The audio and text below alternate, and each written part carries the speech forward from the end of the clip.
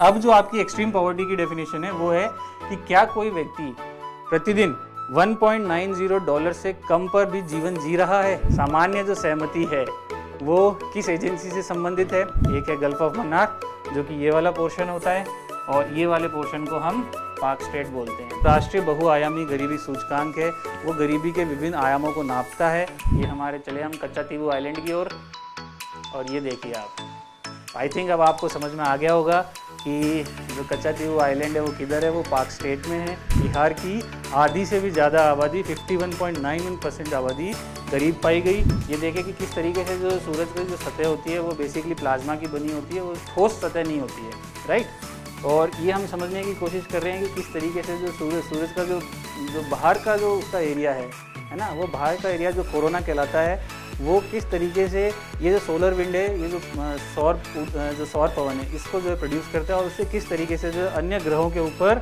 जो है अफेक्ट पड़ता है। संयुक्त राष्ट्र का जो प्रस्ताव नंबर 2593 है वो किस तरीके से अफगानिस्तान के अंदर में शांति स्थापित करने की कोशिश करता है। कि रंगराजन समिति है, उसने जो है उपभोग व्यय के आधार पर जो है गरीबी रेखा को निर्धारित किया था। ये जो ब्लू वाले जो सैटेलाइट हैं, ये 3, ये है जियो stationery orbit. National family health survey जो है ये करता कौन है? तो ये हमारा अंतर्राष्ट्रीय जनसंख्या विज्ञान संस्थान है। इस पूरी ये जो आपको पिंक कलर की एक पट्टी दिखाई दे रही है, ये पूरी आपकी वेस्टर्न घाट है। इस पूरे वेस्टर्न घाट का 37% जो है वो इकोलॉजिकली सेंसिटिव माना है कस्तूरी रंगन साहब की कमेटी ने। तो वर्तमान में जो सबसे पॉपुलर केस है, ये 2 केस हमारे वर्तमान में सुप्रीम कोर्ट के बहुत ही चर्चा का विषय बने रहे। ये कितना सुंदर पक्षी है, देखो, ये है ग्रेट इंडियन बस्टर्ड, और कुछ शतुरमुख जैसा दूर से आपको लग रहा होगा, लेकिन ये काफ़ी बड़ा पक्षी है। KS पुट्टास्वामी, जिसके अंदर में निजता के अधिकार को एक मौलिक अधिकार माना गया है। इस वाले सैटेलाइट को देखो, ये हमेशा इस एरिया को पकड़ के बैठा है। ये वाला सैटेलाइट हमेशा इस एरिया के ऊपर ही बना रहेगा, और ये वाला जो सैटेलाइट है वो हमेशा इस एरिया के ऊपर में बना रहेगा। PBI जो है वो दिल्ली विशेष पुलिस स्थापना अधिनियम 1946 के तहत कार्य करती है। तो इनके द्वारा जो है मालाबार अभ्यास जो है, नौसेना अभ्यास, वो अभी किया जाता है। ये आपका इस तरफ में हल्दिया के पास में ही गोविंदखली है, और इधर आपका तालचर का इलाका है। तो ये जो आपका नेशनल वाटरवे 5 है वो कुछ इस तरीके से मिलकर बना हुआ है। बट आपको समझना ये है कि ये उड़ीसा में हुआ था, 1817 में हुआ था। इसका शाब्दिक अर्थ पैदल सैनिक है। तो हैदराबाद के जस्ट आप ईस्ट में जाओगे तो वहाँ पर आपका पोचमपल्ली विलेज है। हाँ, तो दोस्तों आज शुरू करते हैं अपना लेक्चर। ये लेक्चर बहुत सारे डायमेंशंस को हम कवर करेंगे, और आपको पढ़ने में बहुत डिफरेंट तरीके के फैक्ट्स जानने को मिलेंगे जो रिसेंट में जो है न्यूज़ में बने रहे, और हम उसको एक सिलसिलेवार तरीके से उसको पढ़ना हम शुरू करते हैं।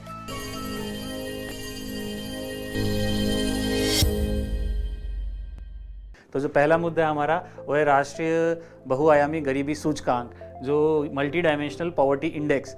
तो हमने जो गरीबी नापने का तरीका है, वो गरीबी नापने का तरीका हमने थोड़ा सा परिवर्तित किया है। पहले हम व्यय के आधार पर, जो सी रंगराजन समिति थी उसने कुछ बताया था कि भाई अगर इतना खर्चा आप करोगे तो आप गरीब हो, अदरवाइज इससे ज़्यादा कर दोगे तो फिर आप गरीब नहीं हो। उसको बदल के अब हमने गरीबी की एक बहुआयामी जो है परिभाषा देने की कोशिश की है कि सिर्फ खर्चा ही नहीं, उसके अलावा शिक्षा, स्वास्थ्य, जीवन का स्तर, बहुत सारे आयाम होते हैं जो गरीबी से जुड़े हुए होते हैं। तो उन सभी आयामों को भी नापने की ज़रूरत है। तो जो राष्ट्रीय बहुआयामी गरीबी सूचकांक है वो गरीबी के विभिन्न आयामों को नापता है, और नापने के आधार पर, नापने के बाद हम डिसाइड करते हैं कि कितनी गरीबी किसी राज्य में है। तो ये जो है भारत के अंदर में नीति आयोग द्वारा जो है वो ये गरीबी सूचकांक, बहुआयामी गरीबी सूचकांक निकाला जाता है, और वैश्विक स्तर पर जो है वो UNDP और OPHI। UNDP आपका यूनाइटेड नेशन डेवलपमेंट प्रोग्राम है, और OPHI Oxford poverty and human development initiative है। इनके द्वारा ग्लोबल लेवल पे जो है मल्टी डायमेंशनल पॉवर्टी इंडेक्स जो है वो निकाला जाता है। अब इसमें जो इम्पॉर्टेंट फैक्ट है जो जानने लायक है वो ये है कि बिहार में 51.91% जो आबादी है वो मल्टी डायमेंशनल पॉवर्टी इंडेक्स के तहत गरीब पाई गई, और केरल में जो है सबसे कम 0.71% ही आबादी जो है वो गरीब पाई गई। तो यहाँ ये समझना ज़रूरी है हमें कि आधी से ज़्यादा गरीबी जो है बिहार में जो है, आधी से ज़्यादा लोग जो हैं वो गरीब है, अगर हम बहुआयामी गरीबी इंडेक्स के हिसाब से उनको नापे तो, ठीक है। और जब इसको नापा जाता है मल्टी डायमेंशनल पॉवर्टी इंडेक्स को कि ये सूचकांक निकलता कैसे है, तो इसमें 3 आयामों के ऊपर में बराबर भार, वेटेज जो है 1/3, 1/3, 1/3, इन तीनों को दिया गया है, स्वास्थ्य, शिक्षा और जीवन स्तर। तो इन तीनों आयामों को बराबर भार देकर और मल्टी डायमेंशनल पॉवर्टी जो सूचकांक है वो निकाला जाता है। और इसका जो डेटा जो हम कहाँ से वो डेटा ले रहे हैं, ये शिक्षा का, स्वास्थ्य का, जीवन स्तर का, ये डेटा कहाँ से उठा रहे हैं हम, तो ये डेटा हम उठा रहे हैं जो नेशनल फैमिली हेल्थ सर्वे होता है, अभी हम उसको भी समझेंगे।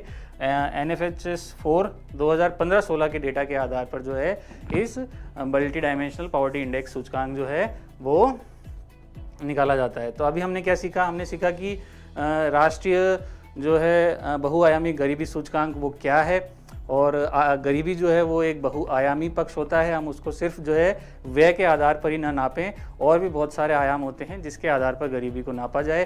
तो जो हम मल्टी डायमेंशनल पॉवर्टी की बात करते हैं, बहुआयामी गरीबी, तो हम उसमें शिक्षा, स्वास्थ्य और जीवन स्तर, इन चीज़ों को भी गरीबी नापने में कंसिडर करते हैं। तो भारत में जो ये इंडेक्स है ये नीति आयोग द्वारा निकाला जाता है, जबकि वैश्विक स्तर पर जो इंडेक्स है ये UNDP और OPHI द्वारा ये निकाला जाता है। और जो अभी जो रिसेंट में जो नीति आयोग द्वारा जो ये सूचकांक जारी किया गया, तो इसमें बिहार की आधी आबादी, बिहार की आधी से भी ज़्यादा आबादी 51.91% आबादी गरीब पाई गई, और केरल में जो है वो सबसे कम आबादी ओनली 0.7% जो है मल्टी डायमेंशनल स्तरों पे केरल की आबादी जो है वो कम पाई गई। ठीक है, इसमें तीनों स्वास्थ्य, शिक्षा और जीवन स्तर को बराबर भार दिया हुआ है, 1/3 1/3 1/3।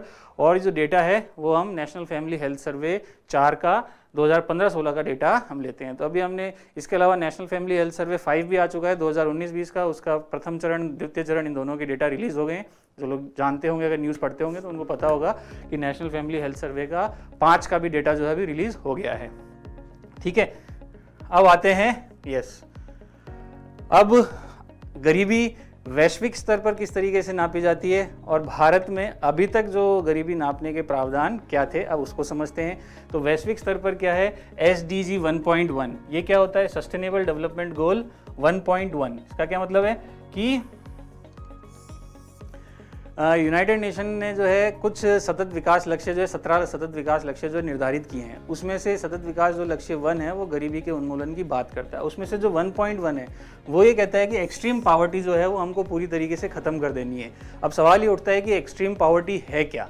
तो एक्सट्रीम पावर्टी जो है, पहले कहा गया कि अगर कोई व्यक्ति $1.25 प्रतिदिन अगर वो उससे कम पर जीता है तो उसको हम कहेंगे एक्सट्रीम पावर्टी। लेकिन अब इसको रिवाइज करके $1.90 प्रतिदिन कर दिया गया है।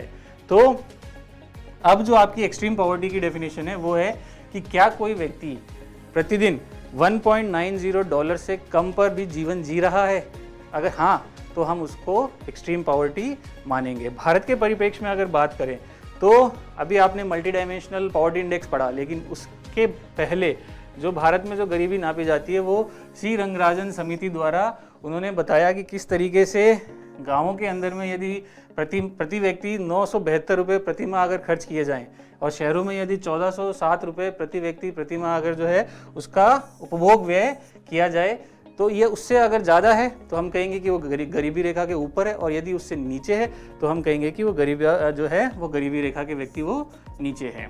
तो ये भारत में जो है आपको मालूम होना चाहिए कि जो सी रंगराजन समिति है उसने जो है उपभोग व्यय के आधार पर जो है गरीबी रेखा को निर्धारित किया था। इससे पहले तेंदुलकर कमेटी भी थी, और उसके बाद में सी रंगराजन समिति आई। उसने जो कीमतें मानी वो 2011-12 की कीमतों के आधार पर जो है इन वैल्यू को जो है बनाया कि 972 और 1407 जो उन्होंने ग्रामीण और शहरी क्षेत्र की जो ये वैल्यूज़ निकाली हैं, ये 2011-12 की कीमतों के आधार पर निकाली हैं। लेकिन भारत में अब हम जो है सिर्फ उपभोग व्यय के आधार पर ही नहीं, अब हम मल्टी डायमेंशनल तरीके से गरीबी को मापते हैं, जिसमें हम शिक्षा, स्वास्थ्य और जीवन स्तर उनको भी कंसिडर करते हैं।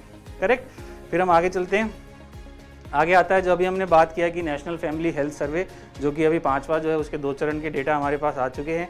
तो हमारे पास में अभी NFHS national family health survey 5 2019-20 के हमारे पास में डेटा आने लग गए हैं। ये जो है नेशनल फैमिली हेल्थ सर्वे जो है ये करता कौन है, तो ये हमारा अंतर्राष्ट्रीय जनसंख्या विज्ञान संस्थान है IIPS, है ना, international institute for population sciences जो मुंबई में स्थित है, ये किसके साथ मिलकर करता है? स्वास्थ्य और परिवार कल्याण मंत्रालय भारत सरकार के साथ समन्वय कर इस नेशनल फैमिली हेल्थ सर्वे को कंडक्ट किया जाता है। तो इसमें बेसिकली क्या होता है, हम सैंपल आधार पे पॉपुलेशन का सर्वे करते हैं, फिर उसको जनरलाइज करके हम कहते हैं कि इतनी आबादी में हमें ऐसा मिल रहा है तो इतनी आबादी में भी ऐसा होगा। तो इस तरीके का ये थोड़ा मॉडल होता है। जो एक्चुअल जो सेंसस होता है, यानी कि जो हमारी गणना होती है जनगणना, उससे थोड़ा अलग होता है। लेकिन जनगणना के बाद में अगर सबसे सेकंड बेस्ट डेटा अगर हम देखें इंडिया की जो पॉपुलेशन के संबंध में, या उसमें जो भी हम नापते क्या है इसके अंदर में, जैसे भुखमरी कितनी है, कुपोषण कितना है ना, एनीमिया बच्चों में कितना है, उनकी ग्रोथ कैसी हो रही है, बहुत सारा डेटा इस नेशनल फैमिली हेल्थ सर्वे में कलेक्ट किया जाता है।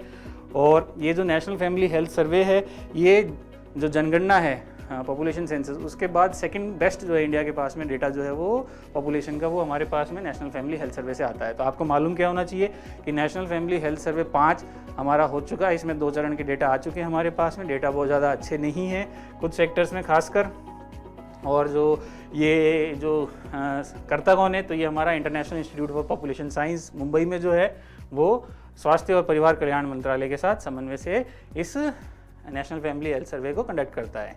करेक्ट। फिर हम आगे बढ़ते हैं, आगे हम देखेंगे, हाँ क्या आपको पता है कि स्वतंत्र भारत में अगर आपसे कोई पूछे कि स्वतंत्र भारत में सर्वोच्च न्यायालय के सबसे महत्वपूर्ण वाद में से क्या आप कुछ इंपॉर्टेंट वाद बता सकते हैं? अगर आप केशवानंद भारती वाद को हटा दें या फिर आप मेनका गांधी विवाद को हटा दें, तो उसके अलावा आपकी नज़र में सबसे इम्पॉर्टेंट जो सर्वोच्च न्यायालय के केसेज हैं, जो वाद हैं, वो कौन से हैं? तो अभी हम इसको एक बार सिलसिलेवार से भी पढ़ेंगे, लेकिन अभी वर्तमान में जो एक निजता के अधिकार को लेकर सुप्रीम कोर्ट ने जो है बहुत ही एक फेमस अपना डिसीजन दिया है। क्या आपको पता है वो वाद कौन सा है, कौन से केस में सुप्रीम कोर्ट ने वो डिसीजन दिया है? तो हम एक बार पहले पढ़ लेते हैं कि स्वतंत्र भारत के महत्वपूर्ण निर्णय कौन कौन से रहे हैं, है ना। तो सबसे पहला तो हमें पता है कि जो केशवानंद भारती केस है, बहुत पॉपुलर केस है ये, और इसके अंदर में जो हमारी बेसिक स्ट्रक्चर का जो डॉक्ट्रिन है ना, संविधान का जो है आधारभूत संरचना, उसका जो है सिद्धांत जो है प्रतिपादित किया गया था सुप्रीम कोर्ट द्वारा। तो ये 1973 का ये बहुत फेमस केस है। अब संविधान का बेसिक स्ट्रक्चर का क्या मतलब है, जो मूलभूत जो उसका आधारभूत संरचना है, उसका मतलब क्या है? तो अगर हम कॉन्स्टिट्यूशन के बेसिक स्ट्रक्चर की बात करें तो उसका मतलब ये है कि वो एक ऐसी आधारभूत संरचना जिसका परिवर्तन अगर हम कर देंगे तो वो संविधान की भावना के विरुद्ध हो जाएगा। यानी कि उसको तो हमको बचा के रखना है, हम संविधान संशोधन करें, लेकिन संविधान संशोधन ऐसा ना करे जो संविधान की आधारभूत संरचना को ही बदलने की कोशिश करे। तो ऐसे कुछ उन्होंने प्रिंसिपल्स और सिद्धांत दिए हैं कि ये चीज़ें संविधान की आधारभूत संरचना में आती हैं, इनमें परिवर्तन हमें, इनमें संशोधन हमें नहीं करना चाहिए। करेक्ट। फिर इसके बाद में मेनका गांधी का जो वाद है वो 1978 का, वो भी बहुत सुप्रीम कोर्ट का पॉपुलर वाद है, क्योंकि इसमें जीवन के अधिकार का जो है उसका आर्टिकल जो 21 है उसमें बहुत विस्तार, सुप्रीम कोर्ट ने उसके अंदर विस्तार लिया कि आर्टिकल 21 का जो दायरा है वो बहुत बड़ा है, और यहीं से उसकी शुरुआत हुई थी मेनका गांधी बनाम भारत संघ का जो विवाद है 1978 का। इसके बाद जो इंदिरा साहनी बनाम भारत संघ का जो विवाद है 1992 का, वो आरक्षण से संबंधित विवाद था।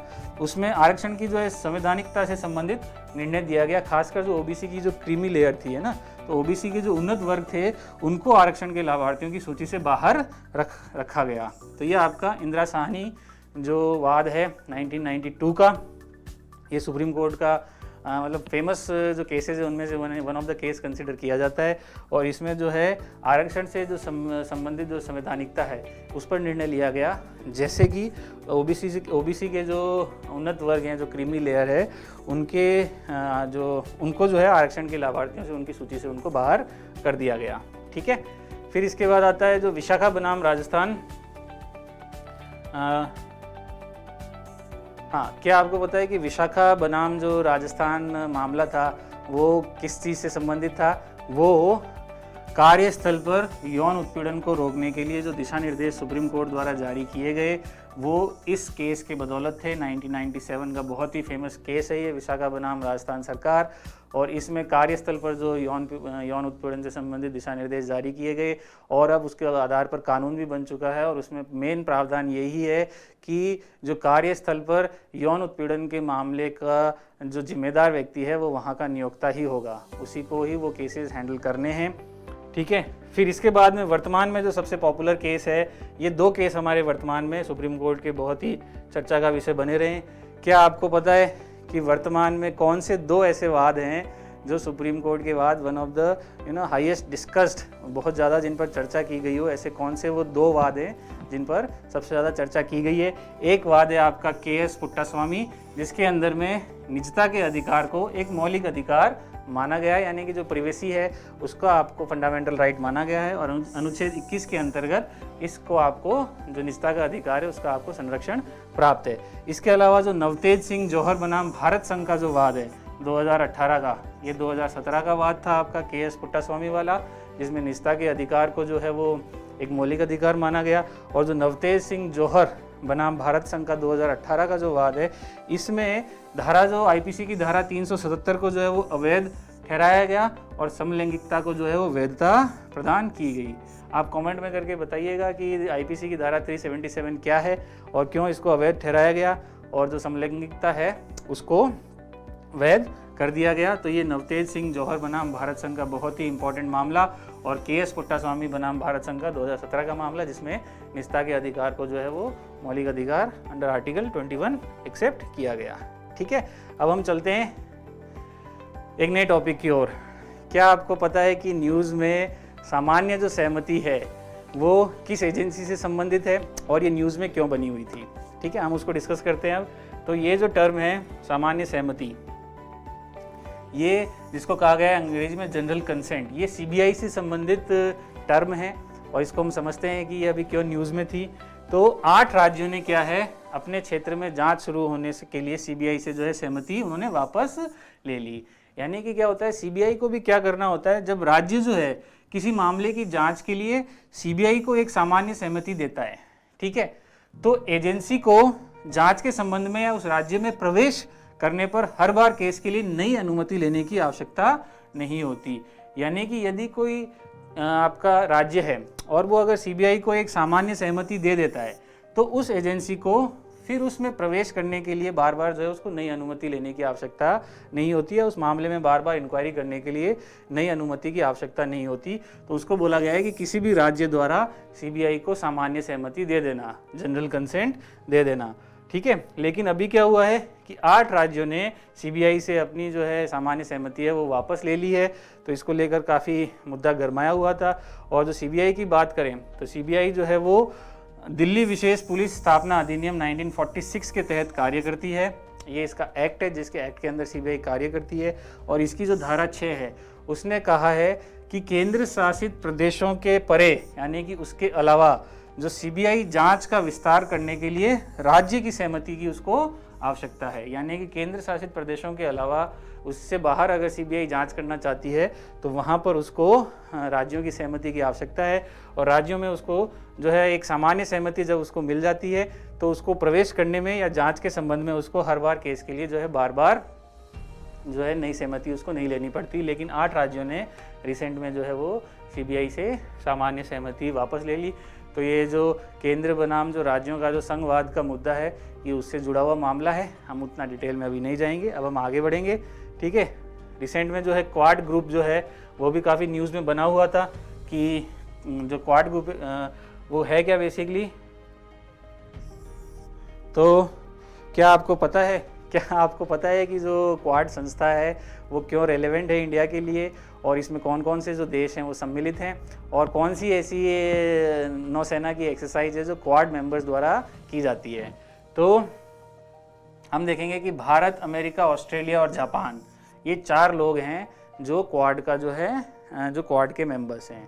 आप देखोगे कौन कौन, भारत, ऑस्ट्रेलिया, जापान और अमेरिका, है ना।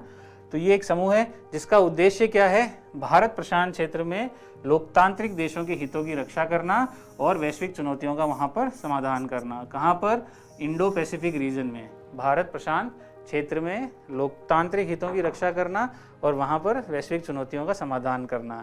ठीक है, तो इनके द्वारा जो है मालाबार अभ्यास जो है नौसेना अभ्यास वो अभी किया जाता है। इन चारों, अब अभी जो 2020 का जो मालाबार एक्सरसाइज हुआ इसमें चारों, पहले तो इसमें त्रिस्तरीय ही था ये, लेकिन अब 2020 के अंदर में 4 कंट्रीज़ ने जो है वो पार्टिसिपेट किया जिसका नाम है मालाबार एक्सरसाइज। तो इंडिया जो है अब क्वाड का मेंबर है और क्वाड जो है वो इंडिया, जापान, ऑस्ट्रेलिया और अमेरिका का जो है एक संगठन है। आप देखोगे कि ये प्रशांत महासागरीय एरिया में ये पूरा कवर करता है और इसका काम ही ये है कि जो भारत प्रशांत इस क्षेत्र में, भारत प्रशांत क्षेत्र के अंदर में लोकतांत्रिक हितों की रक्षा करना। तो आपको मालूम पड़ गया कि क्वाड क्या है, करेक्ट। फिर इसके बाद हम पढ़ेंगे कच्चा तीवु द्वीप विवाद। यस, तो क्या आपको अब अगर हम देखें कि जो कच्चा तीवु द्वीप विवाद है ये किन दो राष्ट्रों के बीच का विवाद है पहला, और इस विवाद की मूल जड़ क्या है। क्या आपको पता है कि कच्चा तीवु जो विवाद है आइलैंड को लेकर, वो विवाद किन दो राष्ट्रों के बीच में है, और इस विवाद को लेकर सबसे इम्पॉर्टेंट बिंदु क्या निकल कर आता है। पहले हम देखते हैं कि ये कच्चा तीवु आइलैंड है कहाँ पर, और एक बार आप गेस कर लीजिए कहाँ पर होगा। और ये जो है, आप मुझे ये भी बताइए कि ये गल्फ ऑफ मन्नार में है कि पाक स्टेट में है। जो लोग जानते हैं कि इंडिया श्रीलंका के बीच में कोई एक आइलैंड है कच्चा तीवु, लेकिन इंडिया श्रीलंका के बीच में भी क्या है, दो चीज़ें हैं। एक है गल्फ ऑफ मन्नार जो कि ये वाला पोर्शन होता है, और ये वाले पोर्शन को हम पाक स्टेट बोलते हैं। तो जो कच्चा तीवु आइलैंड है ये पाक स्टेट में है या फिर गल्फ ऑफ मन्नार में है। देखें एक बार मैप में जाके हम, तो अगर हम मैप में जाके देखेंगे तो ये हमारे चले हम कच्चा तीवु आइलैंड की ओर, और ये देखिए आप, आई थिंक अब आपको समझ में आ गया होगा कि जो कच्चा तीवु आइलैंड है वो किधर है, वो पाक स्टेट में है। ये आपका पाक स्टेट हो जाता है, ये वाला इधर गल्फ ऑफ मन्नार हो जाता है। तो पाक स्टेट के अंदर जो कच्चा तीवु आइलैंड है इसको लेकर जो है इंडिया श्रीलंका के अंदर विवाद है, खासकर मछुआरों को लेकर। अब हम उस विवाद को समझेंगे कि कच्चा तीवु द्वीप पर क्या एक्चुअली में मछुआरों से संबंधित विवाद क्या है, ठीक है। तो हाँ, तो हमने अभी तक तो ये सीख लिया है जो कच्चा तीवु आइलैंड है ये आपका इंडिया और श्रीलंका के बीच में जो पाक स्टेट है उसका, उस आइलैंड को लेकर, उस द्वीप को लेकर कोई विवाद है। अब हुआ क्या था कि 1974 के अंदर में जब इंदिरा गांधी जी हमारी प्राइम मिनिस्टर थी, तो उस समय में इंडिया और श्रीलंका के बीच में एक समझौता हुआ था, और उस समुद्री सीमा की रेखा जो है वो डिसाइड की गई थी, है ना। और इसमें जो है भारत ने जो है वो कच्चा तीवु जो द्वीप है वो श्रीलंका को दे दिया था। तो कच्चा तीवु द्वीप हमने श्रीलंका को दे दिया। इस द्वीप का उपयोग किस लिए होता है, इस द्वीप का उपयोग जो है वो मछुआरे अपने जाल सुखाने के लिए करते हैं। और ये जो 1974 की जो एक तरीके से संधि हुई थी, संधि में अलाउ भी किया गया था कि इंडिया के जो मछुआरे हैं वो वहाँ जाकर जाल जो है सुखा सकते हैं, परंतु वहाँ का जो पारंपरिक क्षेत्र है वहाँ पर मछली पकड़ सकते हैं या नहीं पकड़ सकते, वो इस जब उसको द्वीप दिया गया श्रीलंका को, तो वो मसला पूरी तरह से डिसाइड नहीं हुआ। अब अक्सर क्या होता है कि इंडिया के जो मछुआरे हैं उस समुद्री सीमा में, कच्चा तीवु द्वीप की समुद्री सीमा में जाकर वहाँ पर मछली पकड़ते हैं, और वहाँ पर जो है श्रीलंका वाले फिर उनको परेशान करते हैं, ठीक है। तो ये आपका असली विवाद है। वो भारतीय मछुआरे को जाल सुखाने की अनुमति तो देता है, मगर यहाँ के जल क्षेत्र में मछली पकड़ने के अधिकारों को सुनिश्चित नहीं करता है।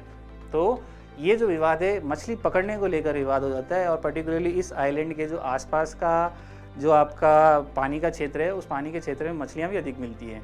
तो उसकी वजह से इंडियन मछुआरे वहाँ जाते हैं, और श्रीलंका वाले जो कोस्ट गार्ड है वो उनको पकड़ लेते हैं। तो वो जो है एक विवाद का मुद्दा हमेशा बना रहता है। एक बार देखें कि ये एक्चुअली किस तरीके का दिखता है कच्चा तीवु जो द्वीप है। एक बार थोड़ा सा इसको डीप में जाकर देखते हैं कि ओके,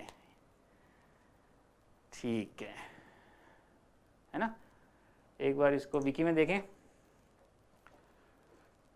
तो ये यहाँ कहीं आपका जो है कच्चा तीवु द्वीप है, आपकी पाक स्टेट में है, ये आपको मालूम पड़ गया है ना। तो अब हम आगे बढ़ सकते हैं आई थिंक। तो अब हम नेक्स्ट मुद्दे पर चलते हैं, वो है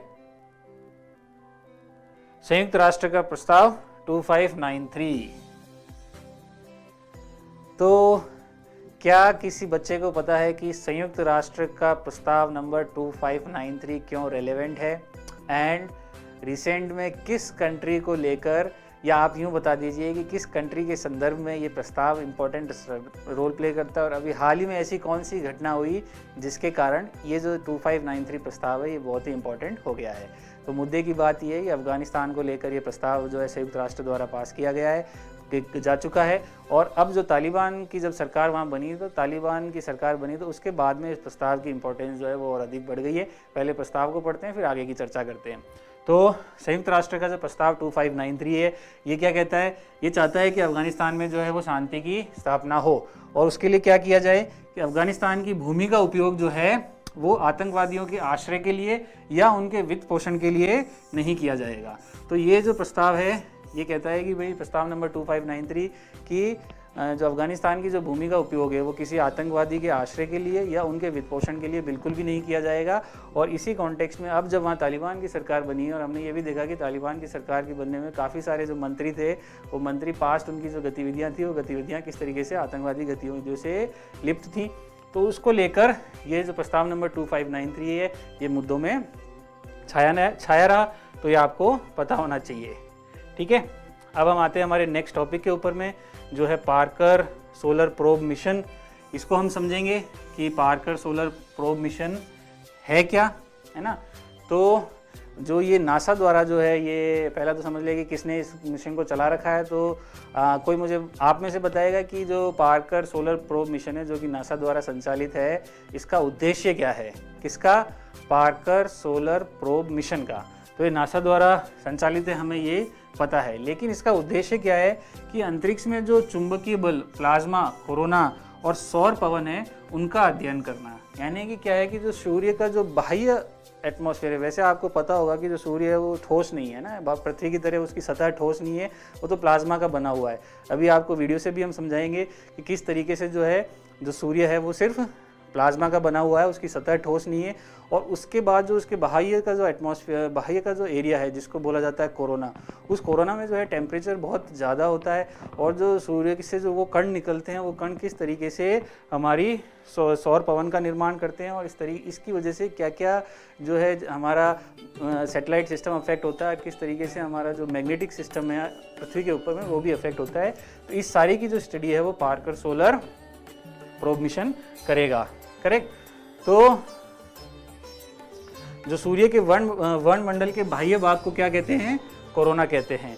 यह मिशन सूर्य के चारों ओर के हीलियोस्फीयर का अध्ययन कर रहा है और साथ ही सूर्य के चारों ओर ज़्यादा तापमान होने के कारणों को भी जांच करने की कोशिश कर रहा है। तो हमने देखा ये इसका जो आपका पार्कर मिशन है, इसका बेसिकली मकसद क्या है कि जो सूर्य के आसपास जो हीलियोस्फीयर है वहाँ पे उतना तापमान अधिक क्यों होता है, उसका जो कोरोना है उसको स्टडी करने की कोशिश कर रहा है। ठीक है, एक बार इसको देखें हम, ये दिखता कैसा है।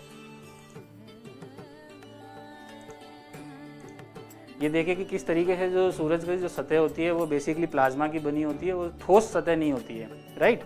और ये हम समझने की कोशिश कर रहे हैं कि किस तरीके से जो सूरज का जो बाहर का जो उसका एरिया है ना, वो बाहर का एरिया जो कोरोना कहलाता है, वो किस तरीके से ये जो सोलर विंड है, ये जो सौर पवन है, इसको जो है प्रोड्यूस करता है और उससे किस तरीके से जो अन्य ग्रहों के ऊपर जो है अफेक्ट पड़ता है, राइट। तो इसको समझने के लिए जो है ये सोलर पार्कर प्रोब मिशन जो है वो चलाया हुआ है नासा ने। ठीक है, अब आते हैं इरनस नाविक को पढ़ने।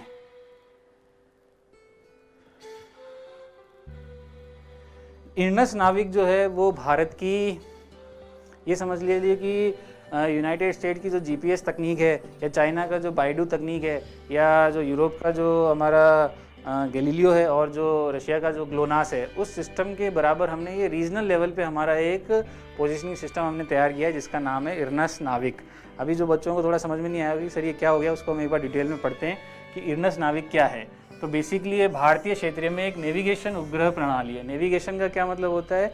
नेविगेशन का मतलब जैसे आप गाड़ी चलाने के लिए जीपीएस यूज़ करते हो, जो बड़े बड़े शिपिंग जहाज़ होते हैं वो भी अपने जहाज़ों को चलाने के लिए क्या है, नेविगेशन का यूज़ करते हैं। तो नेविगेशन प्रणाली में आपकी पोजीशन पता चलती है आपको कि आप हो कहाँ पे एग्जैक्टली। तो पोजीशन पता करने के लिए जो भारत के आसपास के क्षेत्रों में, उसके लिए भारत ने अपना खुद का एक स्वदेशी जो है वो प्रणाली विकसित की है जिसका नाम है इरनस नाविक। और ये भारतीय क्षेत्रीय नेविगेशन उपग्रह प्रणाली है जो कि लगभग भारतीय की सीमा से 1500 किलोमीटर के दायरे तक हम पोजीशन फिक्स कर सकते हैं। ठीक है, जैसे दूसरे देशों के अगर हम उपग्रह देखेंगे तो किसी ने 24, किसी ने 30, इतने उपग्रह जो है वो पोजीशन सिस्टम प्रणाली के लिए छोड़े हुए हैं। लेकिन भारत का जो इरनस नाविक में है इसमें सिर्फ 8 ही उपग्रह अभी तक हैं, और 8 उपग्रह कम है, इसलिए सिर्फ रीजनल क्षेत्रीय एरिया में ही पोजीशन फिक्स कर सकता है। और उसका दायरा कितना है, जो भारतीय जो सीमा है उस सीमा से 1500 किलोमीटर, जो अगर हम प्रशांत महासागर आपका हिंद महासागर की ओर जाएंगे तो 1500 किलोमीटर का जो दायरा है वो ये कवर करता है। तो वर्तमान में इरनस में 8 उपग्रह हैं, जिसमें से जियो स्टेशनरी ऑर्बिट में 3 उपग्रह हैं, और जो जियो सिंक्रोनस जिसको भूसमकालिक कक्षा कहा जाता है उसमें 5 उपग्रह हैं। अब क्या कोई बता सकता है कि जियो स्टेशनरी ऑर्बिट और जियो सिंक्रोनस ऑर्बिट, इन दोनों में फ़र्क क्या होता है, यानी कि भू स्थिर कक्षा और भू समकालिक कक्षा में क्या फ़र्क होता है। तो इसमें से हमने जो है 3 जो उपग्रह हैं वो भू स्थिर कक्षा में, और जो 5 उपग्रह हैं वो हमारे भू समकालिक कक्षा में हमने छोड़े हुए हैं। एक बार इसको हम मैप पे समझते हैं कि मैप पे ये दिखता कैसा है। ठीक है, तो अब आपको यहाँ पे कुछ दिख रहा होगा कि ये भारत का जो है नाविक सिस्टम है। इस नाविक सिस्टम में आप देख रहे हो ये थोड़ा सा डेटा हमारा पुराना है, इसमें शायद 7 ही सैटेलाइट हैं, तो हमने ये देख लिया। अब ये देखो, ये जो ब्लू वाले जो सैटेलाइट हैं ये 3, ये है जियो स्टेशनरी ऑर्बिट में, है ना। तो जियो स्टेशनरी ऑर्बिट में होने का मतलब होता है कि वो एक बिंदु के ऊपर, पृथ्वी की अगर जो भारत है उसके किसी एक बिंदु के ऊपर में हमेशा उसी स्पीड से घूमते रहते हैं कि उस एक बिंदु के ऊपर में वो हमेशा बने रहें। तो इस वाले सैटेलाइट को देखो, ये हमेशा इस एरिया को पकड़ के बैठा है, ये वाला सैटेलाइट हमेशा इस एरिया के ऊपर ही बना रहेगा, और ये वाला जो सैटेलाइट है वो हमेशा इस एरिया के ऊपर में बना रहेगा। तो हमने ये 3 अलग अलग इस तरह से प्लेस किए हैं कि भारत के आसपास के तीनों एरिया के ऊपर में एक सैटेलाइट तो हमेशा बना रहे। और ये जो जियो सिंक्रोनस सैटेलाइट्स होते हैं, ये अगर आप पृथ्वी पे खड़े होकर देखोगे तो ये 8 की आपको फिगर ऑफ 8 में मूव होते हुए ये दिखाई देते हैं। ठीक है, तो ये इस तरीके के कितने सैटेलाइट्स हैं, ये 5 सैटेलाइट हैं, और 3 हमारे जो हैं वो जियो स्टेशनरी सैटेलाइट्स हैं। इसका निर्माण करके हमने हमारी जो नाविक है इरनस सिस्टम है वो हमने हमारा क्षेत्रीय जो है नेविगेशन उपग्रह प्रणाली वो हमने बनाई हुई है। ठीक है, तो अब भारत उन 5 देशों में से एक बन गया है जिसके पास अपना स्वयं का नेविगेशन सिस्टम है। जैसे अमेरिका के पास में जीपीएस है, रूस के पास में ग्लोनास है, और यूरोप के पास में गैलीलियो है, और चीन के पास में बाइडू है। तो इंडिया के पास अब नाविक है। ठीक है, बट इनमें क्या है कि ये बड़े पूरी पृथ्वी को कवर करते हैं, और जो भारत वाला है वो अभी तक सिर्फ भारत और उससे 1500 किलोमीटर की दूरी तक ही पोजीशन फिक्सिंग कर पाएगा। ठीक है, तो ये बात आपको आ गई समझ में।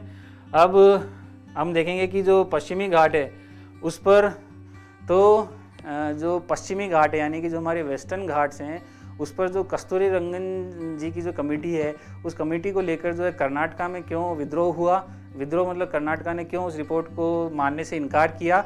और सेकेंडली हम ये भी समझेंगे कि ये जो कस्तूरी रंगन जी की कमेटी है, इस कमेटी के इंपॉर्टेंट रिकमेंडेशंस क्या थे, और क्यों जो है वेस्टर्न घाट को लेकर उन्होंने इतना बड़ा रिकमेंडेशन जो है वो दिया है। ठीक है, तो कस्तूरी रंगन कमेटी ने पश्चिमी घाट के कुल क्षेत्रफल के 37% को पारिस्थितिकी की दृष्टि से संवेदनशील क्षेत्र माना है। इको सेंसिटिव एरिया जो है उन्होंने वेस्टर्न घाट के कुल 37% एरिया को उन्होंने जो है इको सेंसिटिव एरिया मान लिया है। और अगर हम किसी भी क्षेत्र को यदि हम संवेदनशील क्षेत्र मानते हैं तो इससे हमारा तात्पर्य क्या होता है, इससे हमारा तात्पर्य होता है कि उस एरिया में जो संरक्षित क्षेत्र है या राष्ट्रीय उद्यान है या कोई वन्य जीव अभ्यारण्य है, तो उसके आसपास के 10 किलोमीटर एरिया को हम संवेदनशील क्षेत्र कहते हैं। और उस संवेदनशील क्षेत्र में फिर माइनिंग और इस तरह की डेवलपमेंट एक्टिविटीज़ वगैरह करना बिल्कुल निषेध हो जाता है।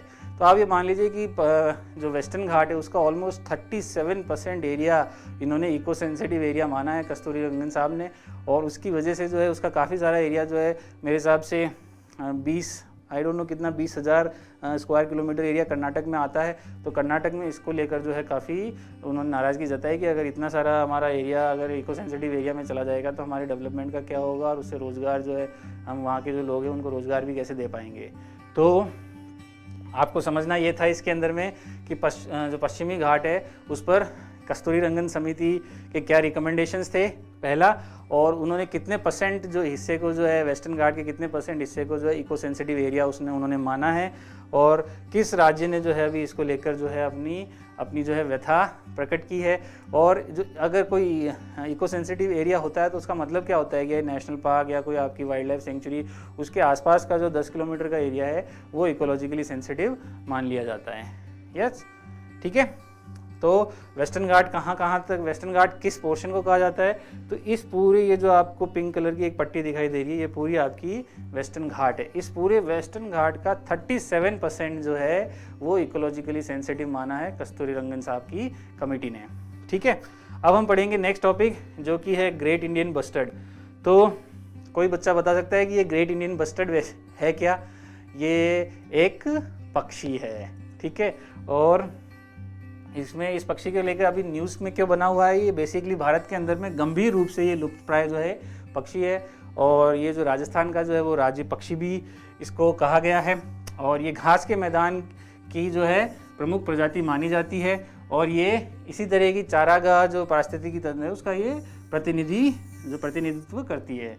यानी कि इससे पता चल जाएगा अगर कि आपके चारागाह जो है वो बचे हैं या नहीं बचे हैं। यदि ग्रेट इंडियन बस्टर्ड की पॉपुलेशन कम हो रही है, इसका मतलब कि आपके जो चारागाह हैं उनकी आप अच्छे से ध्यान नहीं रख रहे हो उन पारिस्थितिकी तंत्रों की, और ये अभी हमारा जो है गंभीर रूप से जो है लुप्तप्राय पक्षी हो चुका है ग्रेट इंडियन बस्टर्ड। ये दिखता कैसा है, इसकी अधिकतम आबादी जो है वो राजस्थान और गुजरात तक सीमित है, कुछ एरिया महाराष्ट्र वगैरह में भी थोड़ा बहुत ये मिलता है, लेकिन ये राजस्थान का जो है वो राज्य पक्षी है। और ये दिखता कैसा है, ये कितना सुंदर पक्षी है, देखो ये है ग्रेट इंडियन बस्टर्ड, और कुछ चतुर्मुख जैसा दूर से आपको लग रहा होगा, लेकिन ये काफ़ी बड़ा पक्षी है और इसका प्रोटेक्शन करना बहुत एसेंशियल है। हम राजस्थान जो है इसके लिए जो है प्रोजेक्ट भी चला रहा है, जिसका प्रोजेक्ट ग्रेट इंडियन बस्टर्ड जिसका नाम भी दिया हुआ है, तो आपको पता होना चाहिए। अभी मुद्दा क्या हुआ था, ये क्यों न्यूज़ में था कि सुप्रीम कोर्ट के पास में एक जो भारत सरकार है वो गई हुई है कि भाई हम, ये कहा गया था कि भाई हमें भूमिगत केबल जो है इन एरियाज़ में जो है हमें भूमिगत केबल जो इलेक्ट्रिसिटी को बिछानी चाहिए, और खासकर जो आप राजस्थान में देखोगे कि वहाँ पे जो सोलर एनर्जी है वो सोलर एनर्जी ऐसे इलाकों में ही जो ज़्यादा जो है वह उत्पन्न की जाती है। तो वहाँ पर सरकार का ये मानना है कि यदि हम अंडरग्राउंड केबल अगर हम लेकर जाएंगे तो सोलर एनर्जी की कॉस्ट जो है वो बढ़ जाती है, इसलिए हमें अलाउ करो कि हम ऊपर वाली ही जो इलेक्ट्रिसिटी की केबल है जो हवा में जाती है उसी को हम ले, पर अगर हवा में इलेक्ट्रिसिटी की केबल जाती है तो ग्रेट इंडियन बस्टर्ड को जो है उससे काफ़ी नुकसान होता है। तो ये न्यूज़ थी आपकी। अब हम कुछ देख लेते हैं कि इंडिया के कुछ इंपॉर्टेंट नेशनल वाटरवेज जो आपको थोड़ा पता होना चाहिए। जैसे आपको हाईवे होते हैं, वैसे ही आजकल नेशनल वाटरवे भी हो चुके हैं। तो क्या आपको टॉप 5 इंडिया के जो नेशनल वाटरवेज उनके बारे में पता है?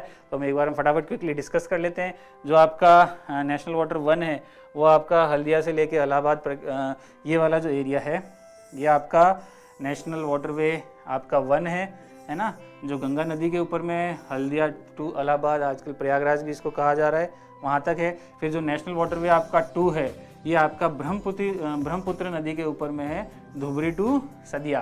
तो आपको 2 चीज़ें याद हो गई कि जो नेशनल वाटरवे 1 है वो गंगा पर है और वो आपका हल्दिया से लेके इलाहाबाद तक है। दूसरा आपका जो नेशनल वाटर 2 है वो ब्रह्मपुत्रा के ऊपर में है और वो धुबरी से लेके सदिया तक है। फिर हम देखेंगे कि हमारा जो नेशनल वाटरवे 3 है जो कोल्लम से कोट्टापुरम केरला में है, कोल्लम से लेकर कोट्टापुरम, ठीक है, इसको बोला जाता है ये वेस्ट कोस्ट कैनाल, इसका नाम है। जहाँ पर ये जो नेशनल वाटरवे 3 है उसको वेस्ट कोस्ट कैनाल बोला जाता है। और जो आपका नेशनल वाटरवे 4 है वो आपका गोदावरी, कृष्णा और बाकी कैनाल्स पर है, जो काकीनाडा से पुडुचेरी तक जाता है। हमने पहले भी देखा है कि विशाखापट्टनम के नीचे, विशाखापट्टनम यहाँ कहीं आता है, तो विशाखापट्टनम के नीचे काकीनाडा है, तो काकीनाडा से जो पुडुचेरी आपका जो है नेशनल वाटरवे 4 वो जाता है। फिर हम देख लेते हैं हमारा नेशनल वाटरवे 5 कहाँ है। तो जो नेशनल वाटरवे 5 है वो ब्राह्मणी डेल्टा और बाकी कैनाल से मिलता हुआ गोयनखली टू टालचर यहाँ जाता है। तो आप देखोगे कि ये आपका यहाँ कहीं गोयनखली है और यहाँ आपका कहीं टालचर है। तो ये वाले एरिया के अंदर में आपका जो ब्राह्मणी नदी है और बाकी का जो डेल्टा और बाकी कैनाल्स हैं उनको मिलाकर नेशनल वाटरवे 5 जो है वो बनाया गया है। और बराक नदी के ऊपर में अभी नेशनल वाटरवे 6 जो है अभी इन प्रोसेस है, ये लाखीपुर टू भंगा है। तो कुछ हमने हमारे अभी तक शायद 13 टोटल हमारे नेशनल वाटरवे अभी प्रोसेस में है, उसमें से हमने 6 इंपॉर्टेंट जो है फर्स्ट 6 अपने नेशनल वाटरवे पढ़ लिए। पहला हमारा हल्दिया टू इलाहाबाद, सेकंड हमारा धुबरी टू सदिया, तीसरा हमारा कोल्लम टू कोट्टापुरम, चौथा हमारा काकीनाडा टू पुडुचेरी और पांचवा हमारा जो था वो गोयनखली टू तालचर, इस एरिया में ब्राह्मणी और बाकी डेल्टा और बाकी कैनाल्स के ऊपर में। और छठा जो है हमारा बराक नदी के ऊपर है जो कि लाखीपुर टू भंगा है। तो ये कुछ हमने नेशनल वाटरवेज भी पढ़ लिए, राइट। फिर हम आगे पढ़ते हैं अब। अच्छा हाँ, अब एक बार ही दिखा देते हैं कि गोयनखली टू तालचर कैसा जाता है। ये आपका इस तरफ में हल्दिया के पास में ही गोयनखली है और इधर आपका तालचर का इलाका है। तो ये जो आपका नेशनल वाटरवे 5 है वो कुछ इस तरीके से मिलकर बना हुआ है, ठीक है। इसमें इंपॉर्टेंट आपको क्या क्या नज़र आएगा, एक तो ये पारादीप पोर्ट, ये आपको यहाँ पर नज़र आएगा, यहाँ पर हल्दिया का पोर्ट आपको नज़र आ ही गया होगा, ठीक है। और बाकी मुझे लगता नहीं, ये आपकी जो ब्राह्मणी नदी है, मैंने बताया था कि ब्राह्मणी नदी इसके के ऊपर ही ये जो है आपका नेशनल वाटरवे 5 जो है वो है। ठीक है, तो आपने नेशनल वाटरवे नंबर 5 सीख लिया। अब हम पढ़ते हैं, अभी रिसेंट में ही पाइका विद्रोह को लेकर जो है वो पाइका विद्रोह को लेकर काफ़ी जो है मुद्दा चर्चा में रहा था। तो पाइका विद्रोह किस राज्य से संबंधित है और उस राज्य ने क्या डिमांड की थी पाइका विद्रोह को लेकर, जो कि न्यूज़ में जो है पाइका विद्रोह छाया रहा। तो हम समझते हैं कि पाइका का जो शाब्दिक मतलब है वो तो होता है पैदल सैनिक, ठीक है। तो ये पाइका विद्रोह कहाँ हुआ था, पहले हम समझ लेंगे, उड़ीसा में हुआ था। और ये कब हुआ था उड़ीसा में, 1817 में हुआ था। और हमारी 1857 की क्रांति से ये 40 वर्ष पूर्व हुआ था। तो उड़ीसा सरकार का ये कहना था कि ब्रिटिशों के खिलाफ जो पहला स्वतंत्रता आंदोलन था वो 40 वर्ष पूर्व 1857 से 40 वर्ष पूर्व 1817 में ही हमने कर दिया था। तो इसको पाइका विद्रोह को जो है प्रथम स्वतंत्रता संग्राम की तरह घोषित किया जाए, ठीक है। पूरा मुद्दा तो था ये। अब हम समझते हैं कि पाइका विद्रोह था क्या। तो पाइका क्या थे, ये उड़ीसा के, इसका अगर शाब्दिक अर्थ देखें तो पैदल सैनिक। तो ये बने कैसे, तो उड़ीसा में जो राजा थे उन राजाओं द्वारा क्या किया गया कि विभिन्न सामाजिक समूहों से वंशानुगत कर मुक्त भूमि है ना और उपाधियों के बदले, ठीक है, उनको सैन्य सेवाएं प्रदान करने के लिए भर्ती किया गया है ना।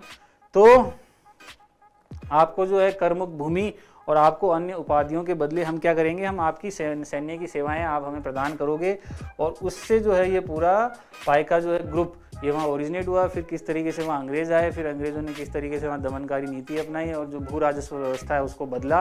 तो उसकी वजह से इन जो पाइका ग्रुप था इन्होंने विद्रोह किया और ये 1817 में जो है ये विद्रोह हुआ था। अंग्रेज़ों ने इसको हालांकि दबा दिया था, बट आपको समझना ये है कि ये उड़ीसा में हुआ था, 1817 में हुआ था। इसका शाब्दिक अर्थ पैदल सैनिक है। और राजाओं द्वारा जब वंशानुगत जो कर मुक्त जमीन है उसके बदले में जो है सैन्य सेवाएं मांगी गई, तो ये उससे इस पाइका ग्रुप की जो है वो उत्पत्ति हुई, ठीक है। अब आगे बढ़ते हैं, लास्ट है हमारा टॉपिक आज का, वो है तेलंगाना का पोचमपल्ली गांव। तो तेलंगाना का जो पोचमपल्ली गांव है वो क्यों था न्यूज़ में और उसकी रेलेवेंस क्या है, बहुत ही इंपॉर्टेंट ये इसका रेलेवेंस है आपके एग्जाम पॉइंट ऑफ व्यू से। तो जो पोचमपल्ली गांव है ये तेलंगाना के जो है नलकोंडा ज़िले में है। अभी हम इसको मैप पर भी देखते हैं। तो ये अभी जो है संयुक्त राष्ट्र के जो विश्व पर्यटन संगठन है, United Nation World Tourist Organisation, उसके द्वारा इसको सर्वश्रेष्ठ पर्यटन गाँव में से एक इसको माना गया। किसको, पोचमपल्ली गांव को। क्यों माना गया, क्योंकि यहाँ पर उत्कृष्ट जो साड़ियाँ हैं उनका निर्माण किया जाता है। और कौन सी हमारी शैली यूज़ की जाती है, इसको इकत शैली बोलते हैं। तो इकत शैली की जो साड़ियाँ हैं, इकत शैली की साड़ियों की वजह से UNWTO ने इसको एक सर्वश्रेष्ठ पर्यटन गांवों में से एक माना, इसलिए ये न्यूज़ में था आपका पोचमपल्ली गांव, ठीक है। तो इस गांव की जो खास बात क्या है कि 18 अप्रैल 1951 को आचार्य विनोबा भावे द्वारा जब भूदान आंदोलन की जो है शुरुआत की गई, तो उसकी शुरुआत पोचमपल्ली गांव से ही की गई थी। तो इसलिए इसको भूदान पोचमपल्ली के नाम से भी जो है वो जाना जाता है। और अगर आपसे कोई पूछे कि यूनाइटेड नेशन जो वर्ल्ड टूरिज्म ऑर्गेनाइजेशन है इसका जो हेडक्वार्टर है वो कहाँ है, तो इसका जो मुख्यालय है वो मैड्रिड, स्पेन में है। तो अभी हम देखते हैं कि आपका जो पोचमपल्ली गांव है वो दिखता कैसा है। और एक बार हम चलते हैं गूगल के अंदर, पोचमपल्ली तेलंगाना, यस। तो हमें पता है कि ये हमारा तेलंगाना एरिया आता है, इंडिया, ये हम इंडिया को ऊपर से देख रहे हैं। ये हमारा जो एरिया है ये तेलंगाना है और इस तेलंगाना में पोचमपल्ली विलेज है। एक बार हम अंदर चलते हैं, ठीक है। ये पोचमपल्ली देखो आप, हैदराबाद दिख रहा है आपको, तो हैदराबाद के जस्ट आप ईस्ट में जाओगे तो वहाँ पर आपका पोचमपल्ली विलेज है। अगर इसको हम विकी पे देखें एक बार तो प्रॉपर समझ में आएगा हमें कि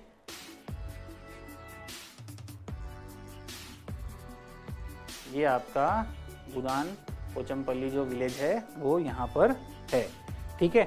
तो ये न्यूज़ में क्यों था, ये न्यूज़ में इसलिए था क्योंकि इसको जो है जो यूनाइटेड नेशन की जो वर्ल्ड टूरिज्म ऑर्गेनाइजेशन है उसके द्वारा जो है इसको सर्व जो है पर्यटन गांव माना गया है, बहुत अच्छा।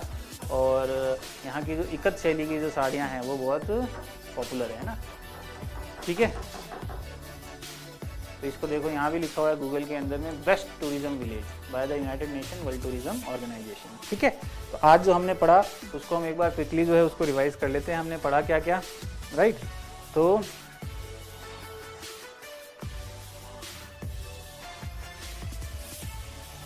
हमने पढ़ा सबसे पहले कि राष्ट्रीय बहुआयामी जो गरीबी सूचकांक है, ये किस तरीके से गरीबी को एक अलग तरीके से मापता है। अभी तक हम किस तरीके से गरीबी को मापते आए हैं, और जो बहुआयामी जो गरीबी सूचकांक है वो किस तरीके से स्वास्थ्य, शिक्षा और जीवन स्तर उन आधारों पर गरीबी को नापता है, ना कि उपभोग के व्यय के आधार पर। फिर हमने देखा कि नीति आयोग द्वारा जो है ये राष्ट्रीय बहुआयामी गरीबी सूचकांक जो है वो निकाला जाता है। ग्लोबल जो मल्टी डायमेंशनल पॉवर्टी इंडेक्स है वो UNDP और OPHI द्वारा निकाली जाती है। बिहार में 51.91% जो आबादी है वो गरीब पाई गई अगर उनको मल्टी डायमेंशनल पॉवर्टी के एंगल से देखा जाए तो, दृष्टिकोण से। और केरल में जो है वो सबसे कम आबादी पाई गई। बिहार के बाद झारखंड की थी, फॉर योर इन्फॉर्मेशन। और इसमें 3 भार, स्वास्थ्य, शिक्षा और जीवन स्तर, इनको तीनों को बराबर भार दिया गया है, और तीनों के आधार पर जो है वो हम मल्टी डायमेंशनल पॉवर्टी निकालते हैं। और इसका जो डेटा है वो नेशनल फैमिली हेल्थ सर्वे 4 का 2015-16 का जो डेटा है, उस डेटा को यूज़ कर हम ये मल्टी डायमेंशनल पॉवर्टी इंडेक्स निकालते हैं। फिर हमने कहा कि गरीबी, तो जो सस्टेनेबल डेवलपमेंट गोल 1.1 वो कहता है कि अत्यधिक गरीबी हमें दुनिया से मिटा देनी है। पहले उस गरीबी की डेफिनेशन थी कि प्रतिदिन $1.25 का खर्चा, अब उसको बढ़ाकर $1.90 का जो है वो खर्चा कर दिया गया है। भारत के अंदर में सी रंगराजन समिति थी गरीबी को नापने के लिए। उसमें उन्होंने जो प्रति व्यक्ति प्रति माह 972 रुपये ग्रामीण इलाकों में, और प्रति व्यक्ति प्रति माह शहरी इलाकों में 1407 रुपये अगर उपभोग व्यय किया जाता है, उतना या उससे कम किया जाता है तो गरीबी रेखा के आप नीचे हो, उससे अधिक किया जाता है तो आप गरीबी रेखा के ऊपर हो। फिर हमने देखा कि राष्ट्रीय जो परिवार स्वास्थ्य सर्वेक्षण है, नेशनल फैमिली हेल्थ सर्वे, वो 5 जो है अभी उसके डेटा आने लग गए हैं 2019-20 के। और ये international institute for population science IIPS Mumbai द्वारा जो परिवार कल्याण जो मंत्रालय है, स्वास्थ्य और परिवार कल्याण मंत्रालय, उसके समन्वय के साथ में ये सर्वेक्षण किया जाता है।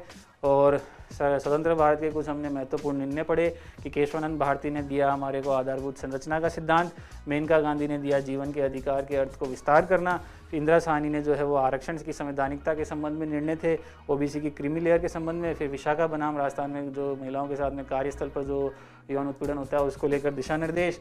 फिर KS पुट्टास्वामी का जो निर्णय अभी 2017 का था, ये जो है निजता के अधिकार को मौलिक अधिकार मानता है। और नवतेज सिंह जो जौहर है, उसने जो समलैंगिकता को जो है वो वैध माना है। इसके बाद हमने देखा कि CBI के केस में सामान्य सहमति क्या होती है ना। और फिर हमने देखा क्वाड, जो इंडिया इसका मेंबर है, India, Australia, Japan and America ये मेंबर है। और मालाबार एक्साइज जो नौसेना की एक्साइज है वो क्वाड के अंदर की जाती है। कच्चातीवू द्वीप विवाद जो है वो अभी न्यूज़ में छाया हुआ था, हमने देख लिया कि ये जो पाक स्टेट है उसके अंदर में कच्चातीवू द्वीप है, और इसको लेकर क्या विवाद हुआ वो हमने डिस्कस कर लिया। फिर हमने देखा कि जो संयुक्त राष्ट्र का जो प्रस्ताव नंबर 2593 है वो किस तरीके से अफगानिस्तान के अंदर में शांति स्थापित करने की कोशिश करता है। फिर हमने देखा पार्कर सोलर प्रोब मिशन की जो हीलियोस्फीयर है जो सूर्य का, उस हीलियोस्फीयर की स्टडी करना, किस तरीके से जो है सौर ऊर्जा, जो सौर पवन ऊर्जाएँ निकलती है उनको स्टडी करना, है ना। और फिर हमने देखा इरनास नाविक, तो ये हमारा क्षेत्रीय जो है हमारा नेविगेशन उपग्रह प्रणाली है। इसके अंदर 8 सैटेलाइट है, 3 हमारे जियो स्टेशनरी है, 5 हमारे जियो सिंक्रोनस में है। और ये भारत और उसके आसपास के 1500 किलोमीटर के दायरे को ये कवर करता है। और पश्चिमी घाट पर जो कस्तूरी रंगन की समिति है, उन्होंने पश्चिमी घाट के ऑलमोस्ट 37% एरिया को इकोनॉमिक सेंसिटिव एरिया मान लिया। और इकोनॉमिक सेंसिटिव एरिया मानने से क्या होता है कि उसके और उसके 10 किलोमीटर के आसपास के एरिया में फिर गतिविधियाँ जो है उसको हम संवेदनशील क्षेत्र घोषित कर लेते हैं, ठीक है। फिर हमने देखा कि ग्रेट इंडियन बस्टर्ड जो राजस्थान का राज्य पक्षी है वो खतरे में है, और वो गंभीर रूप से जो है लोकप्राय पक्षी जो है वो माना जाता है। और ये घास के मैदान की प्रमुख प्रजाति है, और इसकी सबसे अधिक आबादी जो है वो राजस्थान में इस तरह का ये दिखता है। फिर हमने डिस्कस किया कुछ हमारे नेशनल वाटरवेज, 1 हमारा हल्दिया से लेके इलाहाबाद प्रयागराज तक, दूसरा ढुबरी से लेके सदिया, तीसरा आपका कोल्लम से लेके कोट्टापुरम, चौथा आपका काकीनाडा से पुडुचेरी, 5वां आपका जीवनखैली से तालचर, और छठा हमारा बराक रिवर में लाखीपुर से भांगा। तो हमने कुछ वाटरवेज डिस्कस किए हमारे, ठीक है। फिर हमने देखा कि पाए का विद्रोह क्यों न्यूज़ में था, क्योंकि उड़ीसा की जो सरकार है वो चाहती थी कि भाई पहला इसको स्वतंत्रता संग्राम जो है वो घोषित किया जाए। भारत सरकार ने इसको मना किया, हालांकि भारत सरकार ने कहा कि हम NCERT में इसको एक केस स्टडी के रूप में सम्मिलित कर लेंगे, ठीक है। फिर जो पोचमपल्ली गाँव था, ये विश्व पर्यटन जो संगठन है उसके द्वारा जो है ये सर्वश्रेष्ठ पर्यटन गांव में से एक इसको चुना गया है उत्कृष्ट कार्यों के लिए, जिसपे इक्कत नामक की एक जो अनूठी शैली है उसके माध्यम से इसको बुना जाता है। और यहीं से जो है भूदान आंदोलन की जो शुरुआत है वो आचार्य विनोबा भावे द्वारा की गई थी, इसलिए उसको उस नाम से भी याद किया जाता है। और UNWTO का जो मुख्यालय है वो मैड्रिड स्पेन में है। तो हमने इतने सारे फैक्ट्स याद कर लिए क्विकली, और आप मुझे बताइएगा आपको लेक्चर कैसा लगा। आपसे मिलते रहेंगे। Thank you.